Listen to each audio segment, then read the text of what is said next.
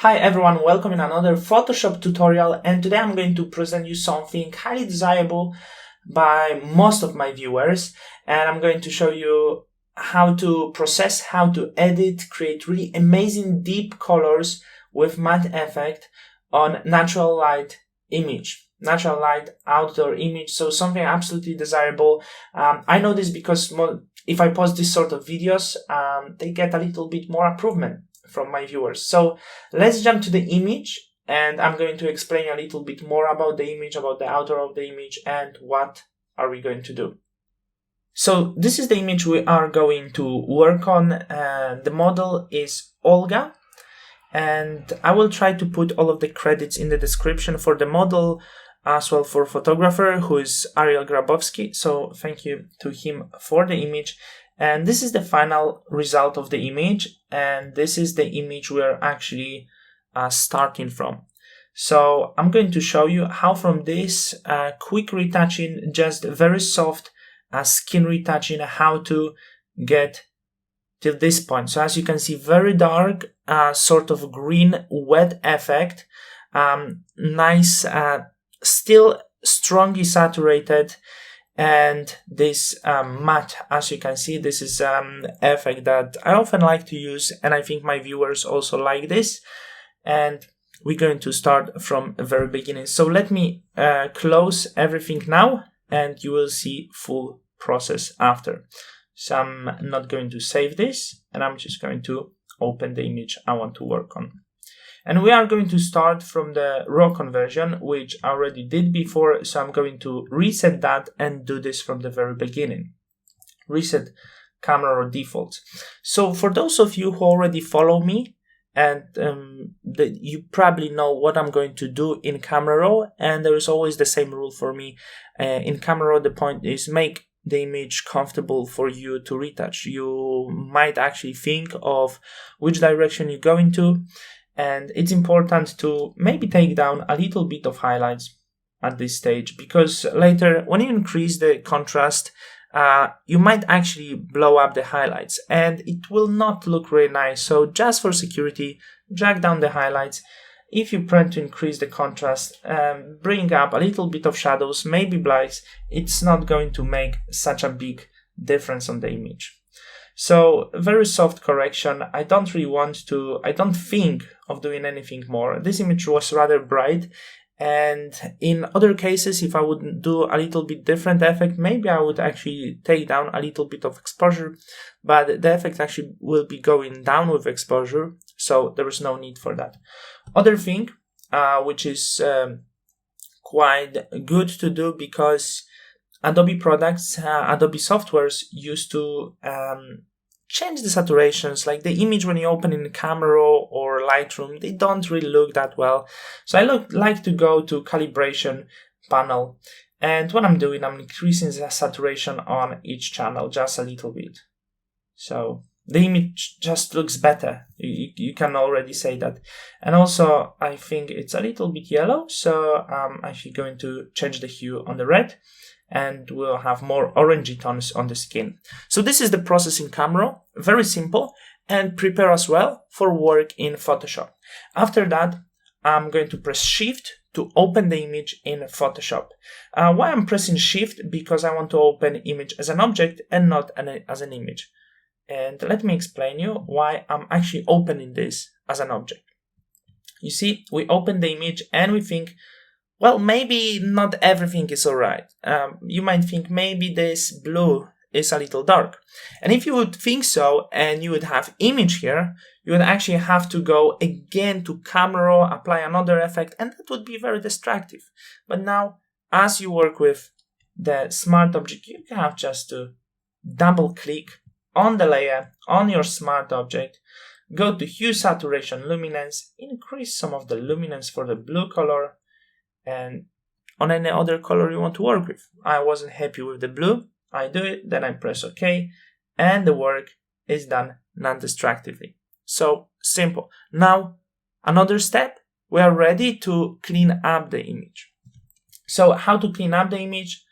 Empty layer, always. There is no any other way to clean up your image as creating empty layer. naming this as you like it. You can keep it as a layer 1. I like to keep it as a clean. You might like it as any other name. And let me explain you a few things before I even start cleaning up. You might be thinking frequency separation. You might be thinking high pass. And if you have high quality image, if you think of image looking in the professional way, you might just forget about these techniques. There's not so much of cleaning up on the outdoor images that you would have to use shortcuts. And I got the question last time, and let me explain you this just after I explain you how to clean up. So to clean up, I always use healing brush tool, sometimes clone stamp. But how does it work? Pressing Alt or Option, taking the sample with the texture I want to apply, and then I apply on the pimple, I apply on the spot, and the color is adjusted to the color around, and the texture is applied from the texture that I took it. So let me talk about frequency separation. I have tutorials about frequency separation. There's nothing wrong to use dash shortcuts on some images, a very soft way. I have one tutorial actually from the same day of shooting on frequency separation, explaining you how to use it in the right way to not destroy the image. And you can use it right way, but from my own experience, I know 80% of people don't use it right way. Even the people who watch the tutorial on how to use it in the right way to not destroy the image, they still use it the wrong way, even it's clearly set. So just better to avoid this technique. And also, I got the question last time under my premium course on Udemy. Someone was asking that I claim, it was actually my old course where I was using frequency separation, and I was still yet there claiming, even though many other people were saying frequency separation is great technique. So I was using this, but I claim avoid this. Avoid this if you can, because frequency separation is not professional technique. And I got the question, why I say it's not professional when so many other people claim it's the superior professional technique. So just to make it clear, frequency separation is not professional retouching technique, and the images that you see in the magazines, in the beauty products, they are not the images that were retouched by frequency separation technique. In fact, in frequency separation, you not fully split the color and texture, but you also, on the texture layer, you affect the color. On color layer, you might actually affect the texture just a little bit. So as you can see, I cleaned this just with healing brush, simple way. We could actually do slightly dodge and burn if you feel such a need to even out a few of the shadows over here. But I don't think on the image like this one, very natural one, I don't feel dodge and burn is something that would be really required here. So if you want to do some, I would recommend you maybe 2 minutes, not too much. We could actually see by creating black and white layer. So I'm going to desaturate this, and let me change the blending mode to color on this one, because we don't want to affect luminosity values, just the color. Let's see, it would look. I'm gonna darken this, make some contrast here to see if the dodge and burn would be required anywhere. I'm going to duplicate this. So there could be a little. So if you want, what I would do here, curves, dodge, drag it up, and I'm gonna invert. And with white color now, I'm going to paint on the dark spots just to brighten them up, just to even out the skin. So this was a very quick process. I created some layers, right? About the black and white, let me clarify what's going on here. It's just visual help for me. I wanted to see if the skin has many black dots. So I help myself by creating black and white layer. improving the contrast so I can see everything better. And then using curve and mask on the curve, brightening up with the white brush on this, just brightening up to even out the skin. So I have tutorial where I actually do a little bit more about this. Here on YouTube, if you want to get superior knowledge on Dutch and Burn, there is some of my premium courses mainly focus on exactly Dutch and Burn. So you can find this out. Just a little bit here. And I think I could darken this spot, but I'm not sure yet. Should I darken this spot? It's not necessary because it's just light coming easily. So let's keep it natural. Okay, I can remove this. And now we'll be working with our colors. So this is the main part, how to do the colors, how to do the grading, the wet matte grading that I showed you before. And the thing I could tell about this, I'm planning to actually release a lot of LUTs. So LUTs, in simple words, I'm planning to release a lot of sort of filters for those who never meet the word LUT. That with one click you can apply the certain color effect or light effect to your image. And I plan to release about 40 LUTs, make a course about creating LUTs as well. So stay updated with it. If you like the color work I'm doing on my work, that will be something you will be absolutely interested. So let's start.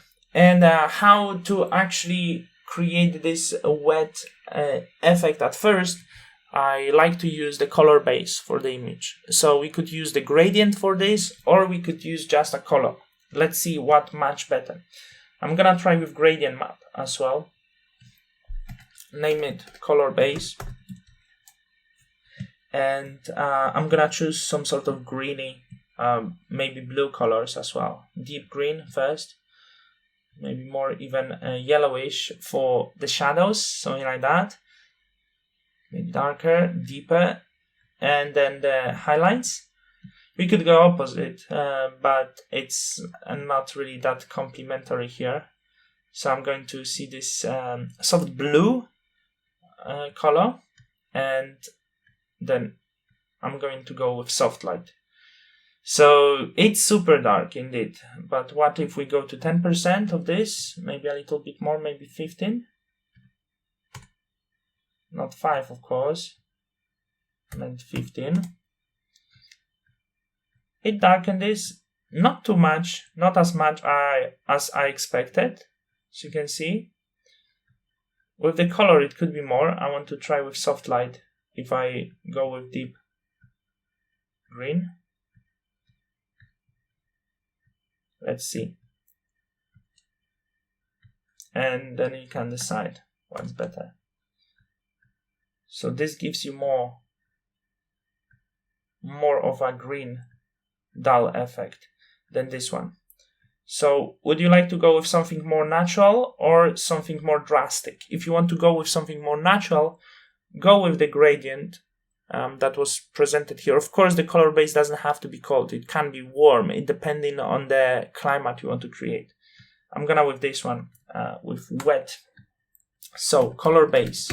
Green, very unusual. Something I wouldn't really do too often, but for this image, it was indeed acceptable to go this way. And then let's work more with the lights on this image. So the lights, the basic adjustment layer for the lights will be the levels.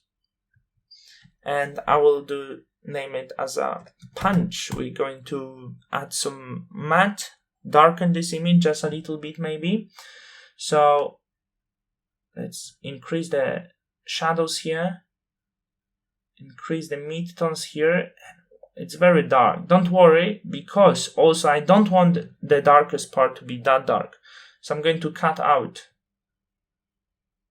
at some point the shadows, and also the highlights very strong. I'm going to cut them out a little bit. So what happened in here, the darkest point on this image right now is not actually the black, but it's this shadow of gray, very dark gray, and the brightest is this shadow, this level of white. So not full white, nearly, but not 100% white. What I noticed here as well doing this, I just have a few things I would like to clean a little bit more. Just here. And if you feel this hair is annoying, I mean, if you have similar image with such a hair, and it annoys you, it's okay to tidy this up just a little bit, because they stand out too much, I think. So it's not necessary, because if you do like for social media, for just own exposure, you daily photographer who post a lot, that would be okay. So it's a little bit better. We have the color base. We work a little bit with the light mood over here. So the next step, let's try with the matte. Let's add more of the matte effect. For this, I will use gradient map. And I'm going to name this matte, something like that. And we will use the shadows of gray. So not to that, like somewhere around here maybe. And this, of course, not. For the shadows, we are using nearly black, it's still gray.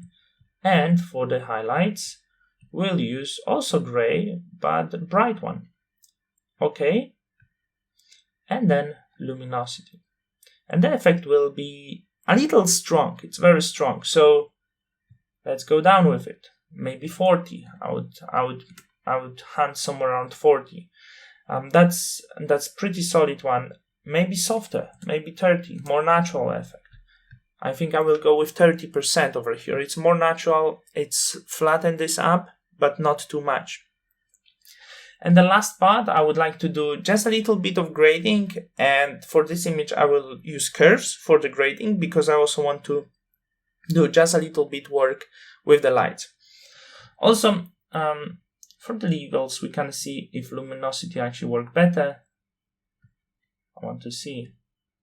Luminosity actually saturate this. So I will keep the normal, even though mainly I switch to luminosity to not affect the color. So the curves as the last one here. I hope the last one. We never know, right? Color grade, soft one. Let's push the shadow a little bit more. Just like this. Also blue. I think it would be nice to add just a touch of blue. And I do think it is really nice, the touch of blue.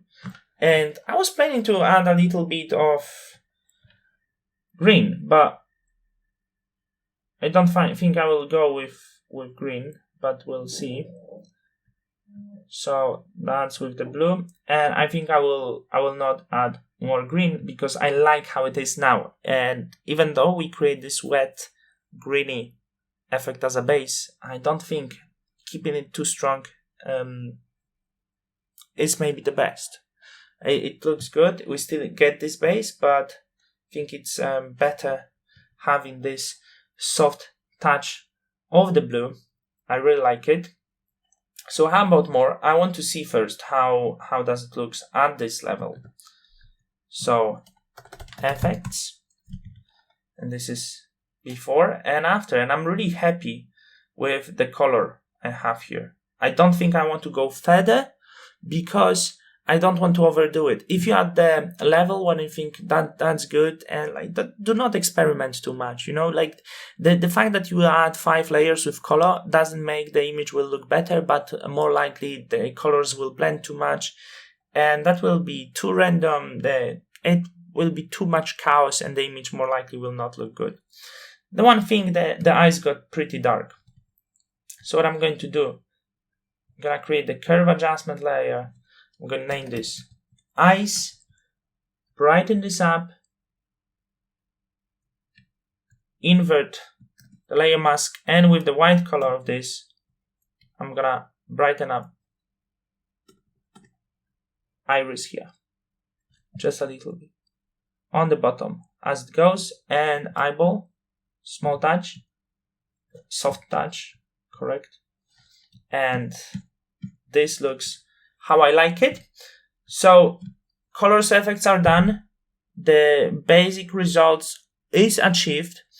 And the last part that I always do with my images is the final touch-ups in Camera Raw. So how I do it?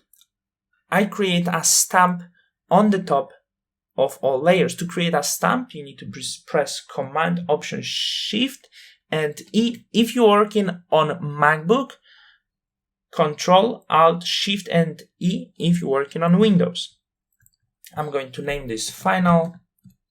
And of course, convert this to Smart Object once again, because as you know, if we work with Smart Object, now we all say together we work non-destructively. So that's why it's so important.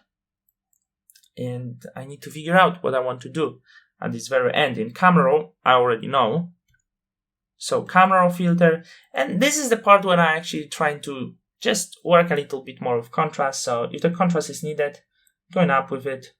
The one thing, if you do the contrast, reduce the saturation sometimes, because it does increase the saturation.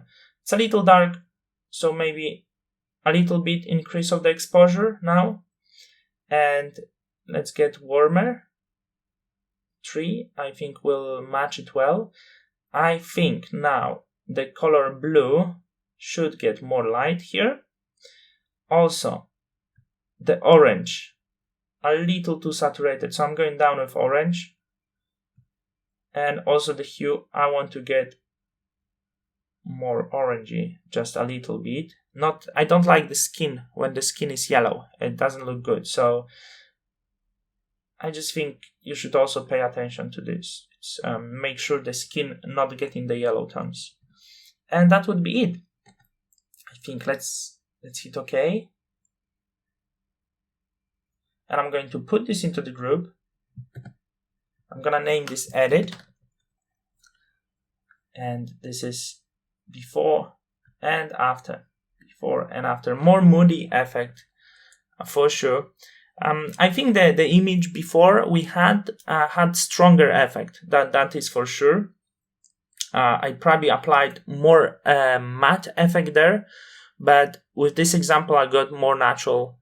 It's worth to really go natural. Thinking, is it too dark? If it's too dark, you can actually brighten this up because this image has indeed dark mood. So easy way to do it, you can always go with brightness contrast, increase some brightness. If you think it's a little dark, change blending mode to luminosity, which sorts out all the color. And now, as you can see, the image has similar brightness value to the image before. So this thing is up to you, how bright your image will be and how strong the effects will be that you applied. Thank you guys for watching this video. I hope you actually enjoyed this just the same way I did. Let me know what you think. Leave a comment. It really supports me when I see people commenting on this video. I know it's worth what I'm doing on this channel. It's worth where I invest my time. Let me know what you think of getting the LUTs. I'm thinking to create the LUTs and sell them for, as always, competitive low prices. This is how I do. So let me know. Do you want to have a LUTs? Do you think the colors I do, the grading I do, is something you would like to have on your images? If yes, probably in the very near future you can expect the LUTs, and you can expect the course on how I create actually the color effects and how I make the LUTs out of these color effects. Thank you for watching. Make sure you subscribe if you're new here, and I will see you in another Photoshop tutorial.